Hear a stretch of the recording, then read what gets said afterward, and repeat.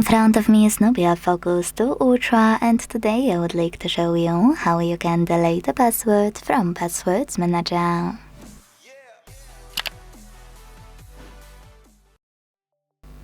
Start by opening Settings and scrolling all the way down right away. While testing this device, I discovered that you don't have to enter Google section. You can click on Password and Accounts and hit Open under Google to access your manager even faster. So just click on it here. Now to delete any password, click on it, enter your screen lock, and hit the Delete button. Then confirm your choice in the pop-up. This operation won't delete any account or any app. It will only delete your password from your manager.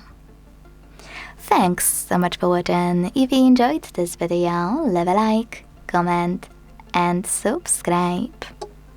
Bye!